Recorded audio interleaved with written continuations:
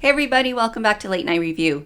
This review is going to be the beginning, another trial set, and this one's actually going to cover an archived trial from the 1990s, specifically the 1993 trial of Eric and Lyle Menendez. I have to outline a couple things ahead of time. So, since this is an old trial, I had to research to try to find actual footage from this trial. And what I did find from two different sources is nothing is labeled like day one, trial day 2. What I have found, it's labeled part 1, part 2, but it does not correspond with part 1 being day 1 because you will have change in clothing of the person who's on the stand. So I'm not going to be labeling these videos and parse them up like trial day 1, trial day 2. If you were with me through the Karen Reed trials, I was able to do that. But since this is older footage and it's not labeled, I'm not going to be able to do that. Those of you who do not know who Eric and Lyle Menendez are, they are two individuals Eric was in his late teens. I think he was 18 or 19, I believe. And his older brother, Lyle, was in his early 20s, and he was actually in college. These two young men decided they were going to kill their parents. And their defense in 1993 was they killed them because their father, Jose Menendez, had been molesting and raping them since they were small children.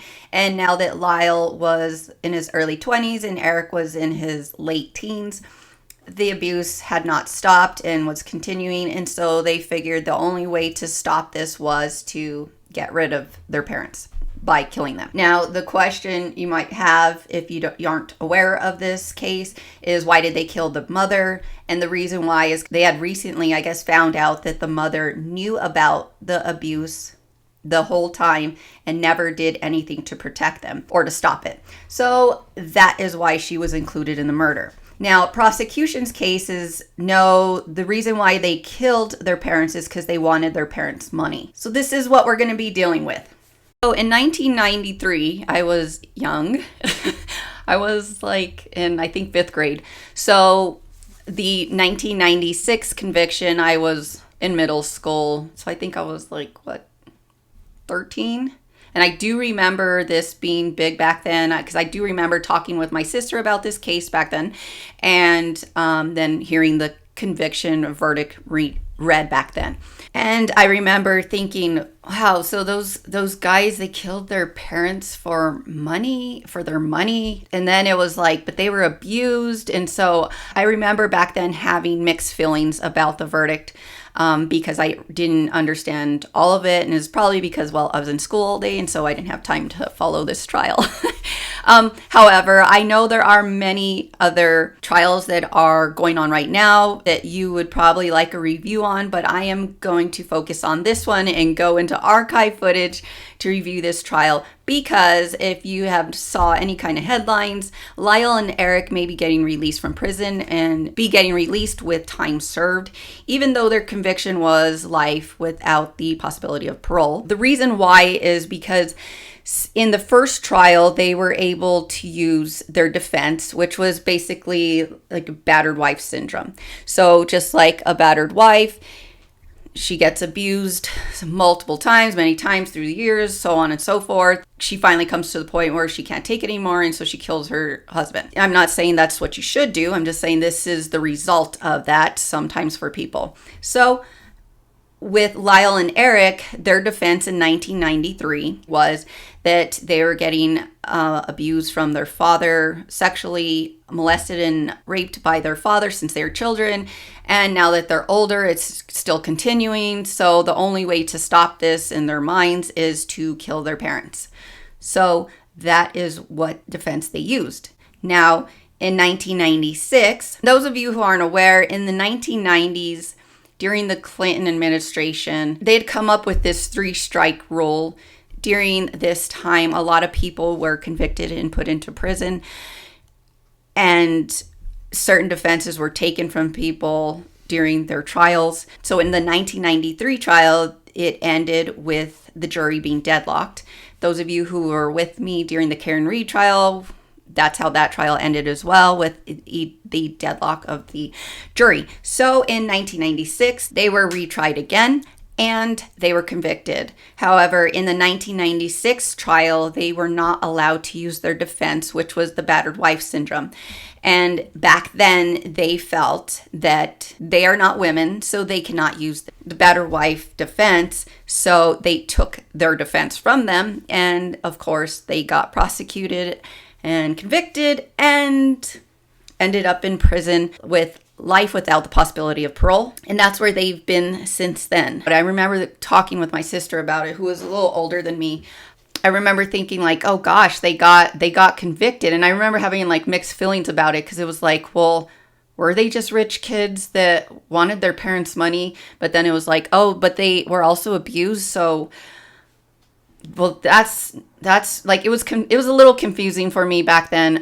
Also probably because I didn't have time to watch the whole trial. So I can't remember clear enough back then to know if I had knowledge of both of the trials, and this being the second trial where they're getting convicted. I don't remember. However, I do remember that trial from back then, and I remember it to this day. And so I was just like, you know what? We're going to review this, since they are now being brought up into the news with the possibility of being released. Why not take the time now to review this trial from back then? So I'm setting up a few outlines to what this video series is going to be about, with some disclaimers.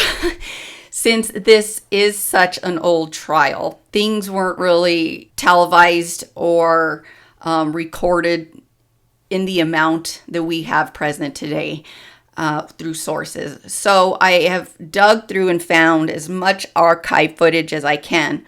However, the footage I'm finding, it's being spliced and put together. So I don't know if the person or entity who uploaded this trial did this to conserve time from like transitioning from, the attorneys going into sidebar and talking. There was a lot of that stuff cut out. And so the only reason I could tell a lot of times if we were on different trial days were because of the change of clothing from the person on the stand. It was a little confusing as well, because sometimes this particular witness would be on the stand and then they would be getting questioned, and they would be like, okay, when you were on the stand in July of 93, you said blah, blah, blah. And so I'm just like, wait a second, are they splicing the 96 trial together with the 93 trial? And just like, here's all the footage of this person being on the stand here, here, and here. And then this is them here. I don't know. But I am going to just say, I think this is probably the 1993 trial, because they are still using the defense of all of their abuse and rape from their father. So that tells me that this is the 1993 trial. So we're going to go with that. Now, those of you who are older than me, who remember this really clear and have a better understanding, please, please, please leave it in the comments. And as I'm filming these, I will go correcting whatever it is I need to correct. One more thing to also note during these reviews is Lyle and Eric were tried and convicted separately. However, the trials went on simultaneously. So with that, they had separate juries. Now, when information was only pertaining to one of the boys, one of the young men, the jury of the other one would be sent out of the courtroom, and it would proceed with just this jury and with Lyle, and then vice versa. So then when it pertained to both of them, both of the juries were in there. So it was pretty crazy. Sorry, there are a lot of side notes for this. Another thing to note too is, since this is old, it took a lot of research for me to try to figure out who all of these people were. When I say these people, like, it was hard to find even who Eric was and which one was Lyle, because anytime I would search for, it's like Lyle Menendez, it would bring up pictures of both of them. Same. If I looked up Eric Menendez, pictures, trial, nothing, it would always bring up both of them. So it took quite a bit of investigating to figure out who was who. And then sadly enough, after days of watching this, I was like at part 5, and they finally introduced the panel of everybody who was part of this trial. Lyle has 2 attorneys and Eric has 2 attorneys. So I'm going to start this review for you with that information of everybody introducing themselves, so we are on the same page and you aren't trying to figure out who this is and who I'm referring to. And one last note, since this is an old trial, the court proceedings are very old. Those of you who are with me with the Karen Reed trial, we had a present day trial. So everything was pretty much digital. We had phone evidence, and we could look through text messages, phone call records, and then we could look at all the evidence on a screen. But with this one, since we are going back to the 1900s, since we're going back to the 1990s, the evidence presented in the courtroom is on a corkboard. So we have crude drawings posted up on the board for everyone to look at, and the audio is not the best. So please don't get upset with me for having bad audio on the clips that I show you in the court itself. It's just that's the way it was presented as. So bear with me when it comes to that footage. So with that, welcome back to my channel, subscribers, and if you're new here, please hit the subscribe button and turn on notifications so you are notified when I upload the next video in this series.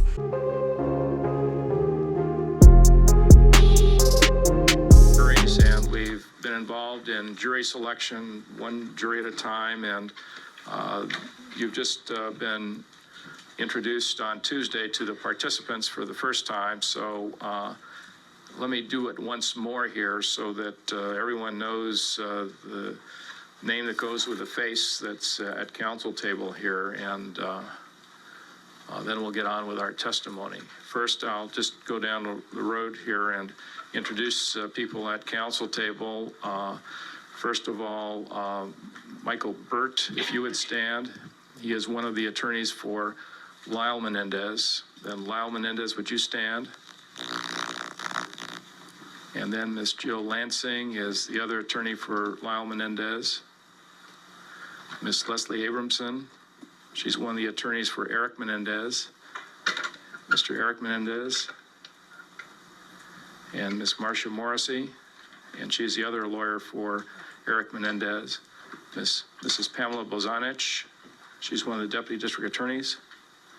And Mr. Lester Kuriyama, he's the other deputy district attorney. We start out with opening statements, and as you know, the opening statements are not to be taken as evidence, just what each side plans on proving during the course of the trial. So it starts out with Lyle's attorneys making their opening statements, and then once they were done, his jury left, and then Eric's jury came in, and then his attorney made the opening statements for him, and then court proceeded. I know these statements aren't to be taken as facts.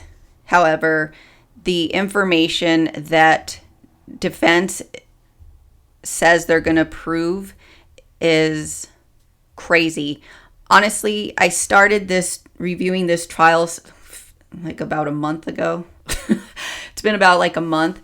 And it was actually pretty traumatizing to hear some of the stuff that they're going to cover. So just as a warning, this trial is not made for children, and there will be strong subjects discussed in this trial. I'm going to play a little bit of footage from each of their opening statements, that being the prosecution and as well as defense. So let's take a look at that. He told the police that he and his brother went to the movies the night of the killings, that he and his brother went to see License to Kill, but that it was sold out, and so they saw Batman instead, and it was a movie they had both seen previously. After the movie, Lyle Menendez and his brother, in his brother's car and with his brother driving, had gone to Santa Monica to meet Perry Berman, and they had gotten lost along the way. Lyle Menendez explained to the detectives that he hadn't seen Mr. Berman in 3 weeks prior to the killings, that he had a lot of things going on that he wanted to talk to Mr. Berman about, and that, quote, I had to go see him, unquote. He also acknowledged that Perry Berman worked on Monday, that he'd called him at about 11 or 11:15 to meet at the Cheesecake Factory, and Lyle acknowledged that this was his idea. He explained that he and his brother went back to the house to get phony ID so that his brother could go drink if necessary, which is when they found their parents. The defendants told Dr. Oziel that they killed their father because he controlled them and made them feel inferior, while preaching morality to them. They went on to acknowledge that they saw their father as being basically a moral person. Dr. Oziel asked them why they had killed their mother. The gist of what Dr. Oziel will tell you that they told him is that Mrs. Menendez was killed because the brothers had made such a good plan to kill their father, and the plan included their mother, that they just had to keep her in the plan. According to Dr. Oziel, the brothers considered not killing their mother, but decided to go ahead anyway with her killing because their plan was too perfect to alter the killings. And the subject turned to Jose Menendez's business dealings. Lyle Menendez told the police that his father had received threats from people. He discussed the possibility that his parents' deaths were linked to organized crime, and also discussed his own needs for a bodyguard because he was being followed. Lyle Menendez made the statement that, quote, "it's pretty difficult to get good security," unquote. But from what we now know, this hint that his own life might have been in danger because of his parents' killings was a lie. We're not disputing where it happened, how it happened, who did it. We're not disputing when it happened. The only thing that you are going to have to focus on in this trial is why it happened. And the prosecution has suggested to you that it was done for money. It was done to commit the perfect crime. It was done possibly out of hatred. And what we will prove to you is it was done out of fear. Lyle was attending Princeton University. He was driving the brand new Alfa Romeo he got for high school graduation. He'd had credit cards since he was 15 for both phone and to buy whatever he wanted. They had the most expensive tennis coaches. They took expensive vacations. And everyone who knew Lyle said he had, Lyle Menendez, knew he had all of the money that he needed. His father had been on a meteoric rise within the last couple of years, and things were only getting better. He was going to make more money the next year than he had the last, and more money the year after that. He was aggressive, he was talented, he was going to win at any cost, but his family was going with him wherever he went, and money was not going to be an issue. Lyle Menendez was going to be supported by, directed by, controlled by, and taken care of by his father for the rest of his life. His father had always picked his schools, his friends, tried to control his girlfriends, decided where he was going to work, what his future was going to be. A night when the maid, the Menendez household maid, was not there. The defendants had a ready alibi when questioned by police. Eric Menendez told the police that he and his brother went to see Batman in Century City, and that they then went to Santa Monica to the Taste of LA. It was some kind of a wine tasting function. According to Eric Menendez, they just happened to come back home to pick up some false ID, some fake ID for a night on the town when they came upon the brutal slaying of their parents. The simple answer, which takes 28 pages to explain, and upon which we will expand in detail during trial, is this. For 12 years, between the ages of 6 and 18, my client, Eric Menendez, was sexually molested by his father. The pattern of molestation in which Jose Menendez engaged started out as inappropriate touching and arousal of his young son, and escalated in a carefully calculated pattern of grooming the child for his father's sexual gratification. This pattern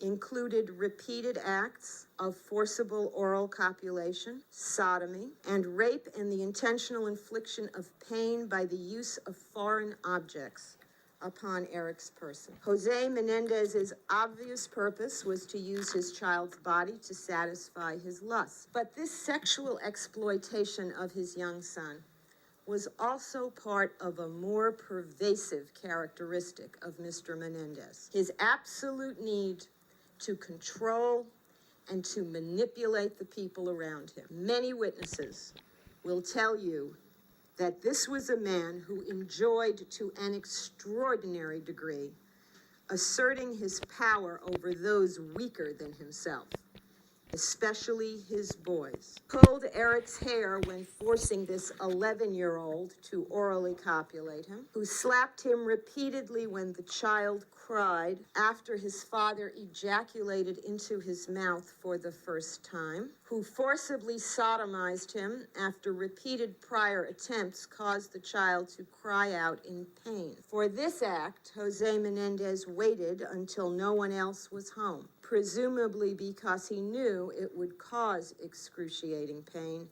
and that the child would scream. This too was a man who in Eric Menendez's early adolescence decided that as part of an already pervasive system of hardening or toughening up his child by terrorizing him. And you will see those photographs of Eric Menendez's bedroom in the house on Elm Drive. For these crimes did not stop in the boy's early adolescence. The molestation continued right up until the week before the homicides, right there in that bedroom on Elm Drive. And as Eric wondered as a child, you may also wonder, what of that other adult who was to love and care for him? What of his mother? While these violations by Dad are occurring over the months and years of this boy's childhood. 3 days before she died, Mary Louise Menendez admitted to her son, the son that everyone says adored her, that she knew all along of his father's molesting. For years, Eric Menendez had suspected and then refused to believe that his mother knew. He loved his mother. He wanted desperately for her to love him. And although the evidence of such feelings towards him on her part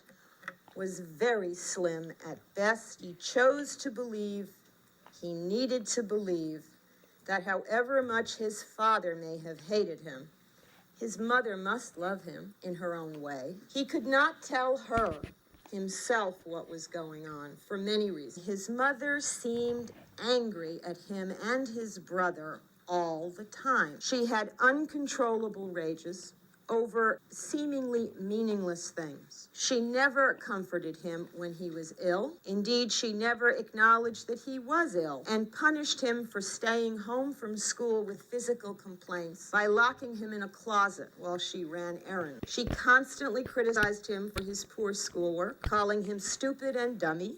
You will hear evidence that she never attended to her son while he was throwing up in the bathroom next door to her bedroom after a sexual episode with the father.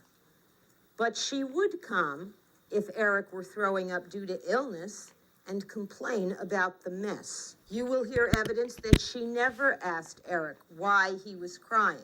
And he will describe to you the details of that fateful conversation, because what it led to was a determination on Lyle Menendez's part to come to the aid of his baby brother.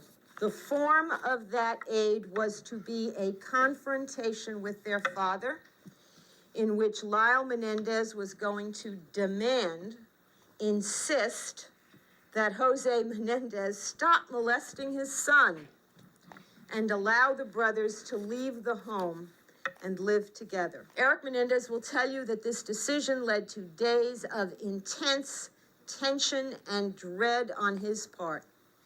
He was terrified of what his father would do once he learned that he, Eric, had revealed the secret.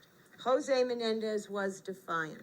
He is my son, and I will do what I want with him, Lyle Menendez later reported to his brother. Convinced that their parents were going to kill them, rather than allow them to go public with the facts of the molestation, Eric and Lyle Menendez purchased the shotguns for their own protection.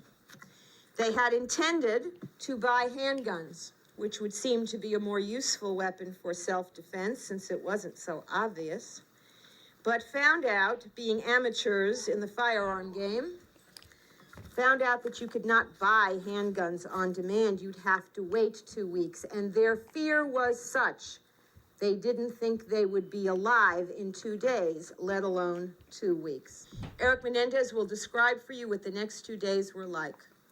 The increasing terror, the recurrent nightmares, the lack of sleep, but most importantly and in great detail, he will describe the ominous words and actions of both parents that convinced him that their plan to eliminate their sons was in place. And on Sunday night, it appeared to him that the trap was sprung. By words and deeds, he perceived that his father and mother were about to kill him. And he reacted with pure terror, pure panic. He fired every round in his gun at them. He believed them incapable of dying. So first on the stand is Christine Nile, and she is the 911 operator who answered the phone when Eric and Lyle called 911 to report that they found their parents dead. As you may or may not know, in the beginning, Eric and Lyle said that they didn't know who killed their parents, and it wasn't until later on that it actually came out that they were the ones who killed their parents.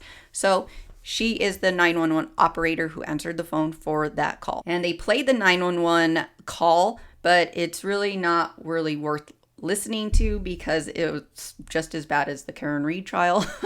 Very hard to make out what was being said. Came in, they saw their parents dead and they need help, send help for their parents.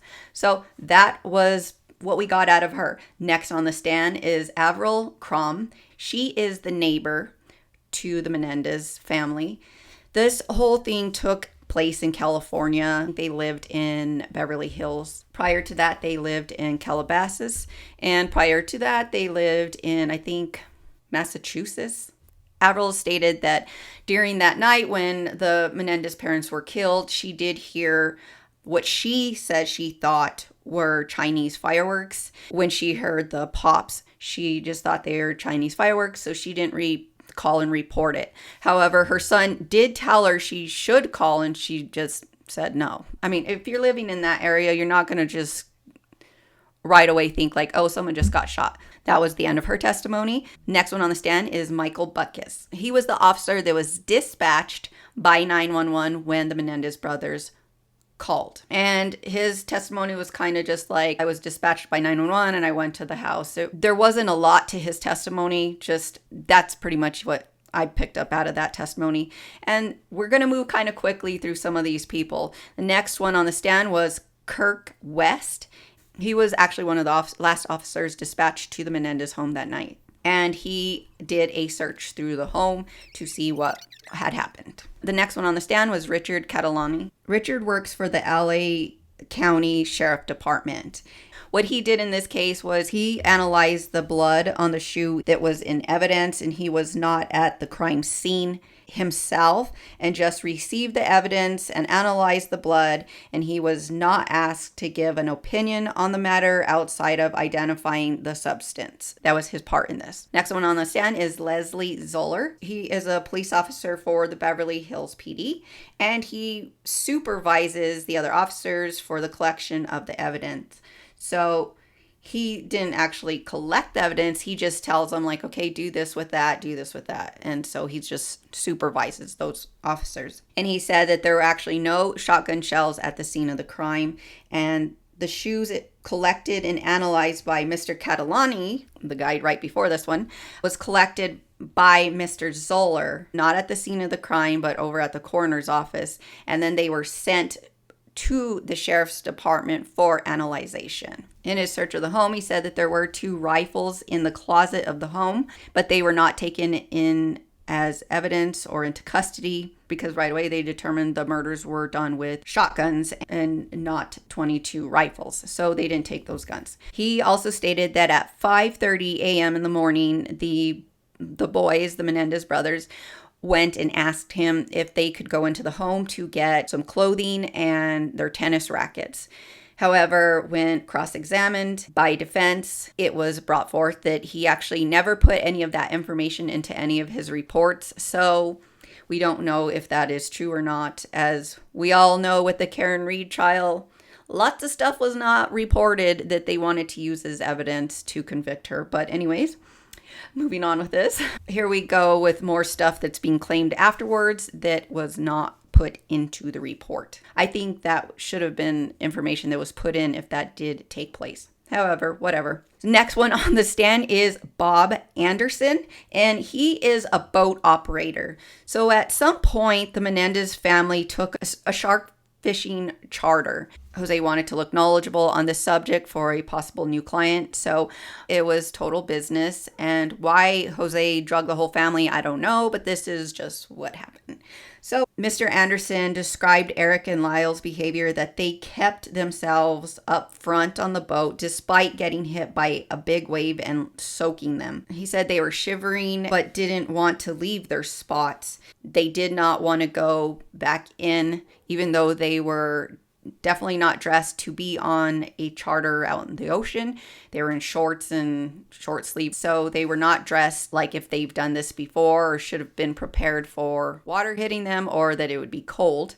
During this time, Jose, the father, was on the back end of the boat. Their mom, Kitty, was down below in the cabin, and he said that he only saw her like 2 times during that whole charter. She didn't come up except for to like take a look at what they caught. He said that actually none of the family was dressed properly for that charter. Mr. Anderson said that the boys seemed like gloomy and not jovial was the word he used. He also described that the boys left the front like a couple times, but kept themselves up front, away from their father and obviously away from the mother, because the mother kept herself away from everybody. Next on the stand is Sergeant Thomas Edmonds. He is a detective sergeant for the city of Beverly Hills. They played the audio tape of Sergeant Edmonds' interview, but not much was clear enough to understand, so I don't want to bother posting any of this because it would be kind of a waste of time. So I can't really give you much of a review on what was said because it was so hard to hear. And I even tried listening to it again with closed captioning on,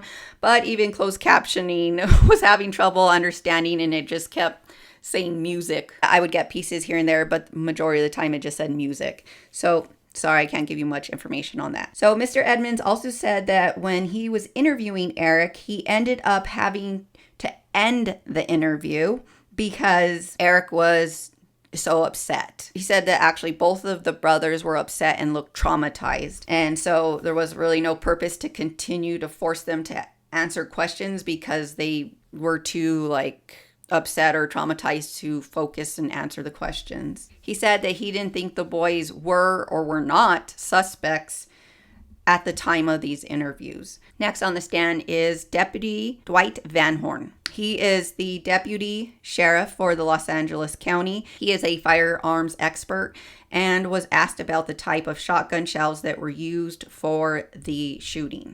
So with his testimony, he talked and showed a particular shotgun in this trial, and prosecution went into all this detail about the shotgun shells that this gun used, and it was just it was real detailed as you would imagine it would be. And then it turns out this isn't even the same gun that was used for the murders. He just wanted to use this as a description of how shotguns worked. So that in itself is a problem. Anyone who has any knowledge about firearms in general will know that there is a reason why you need to focus on the particular gun. But with that, it was pretty crazy because, I don't know if any of you actually watched the Kyle Rittenhouse trials. I actually really enjoyed that trial. If you didn't get a chance to check that out, you should definitely go review that trial. The reason why I bring up the Kyle Rittenhouse trial was because I remember the prosecution getting that firearm in the trial and picking it up and pointing it, and I was just like, what is this person doing? Why are I myself have operated firearms my entire life. I say my entire life because I was very young. I went through hunter safety when I was actually in second grade. Just watching people handle firearms makes me so nervous because I'm just what are you doing? And then especially in a courtroom setting. So when the prosecution for Kyle Rittenhouse was using this gun and showing everybody, they were pointing at the people in the court. So that was really nerve-wracking watching that. And for this trial, the Menendez brothers. A professional way of doing it? It's one way to do it, yes, ma'am. Okay. Another way to do it is to just hold it down Absolutely. and just push it in that way, Correct. right? And it doesn't take any particular strength or dexterity or training to be able to do what I just did, does it? No, ma'am. I'm just like, oh gosh, what is happening? It was, I really don't understand why people do that in court. However, all I can imagine is because they just don't have any firearm safety training. I don't know. But it's like a very crude trial. I feel like I'm just like stepping so far back in time, and that wasn't that long ago. But needless to say, one more thing I want to just randomly point out is the desk here for the court reporter. How crazy that the setup was back then. Like where you have flowers, pictures, like it looks like a desk you would have somewhere like in a cubicle or something. So that is just like really random and distracting, but that was allowed apparently back then. I don't know if it still is, but I have not seen it except for in this trial. But anyways, let's keep moving on. So the next one on the stand is Perry Berman. Perry was Eric Menendez's tennis coach, and he was his coach for 6 months, and he met them in 1985, and he described an incident where Jose Menendez ran onto the court yelling about their lesson. So let's actually take a look at that footage. Next time, guys, this video's gotten too long, so I will upload it into the next video. So make sure you turn on notifications so that way you get notified as soon as I upload that video. With that, guys, thanks for watching. Catch you next time.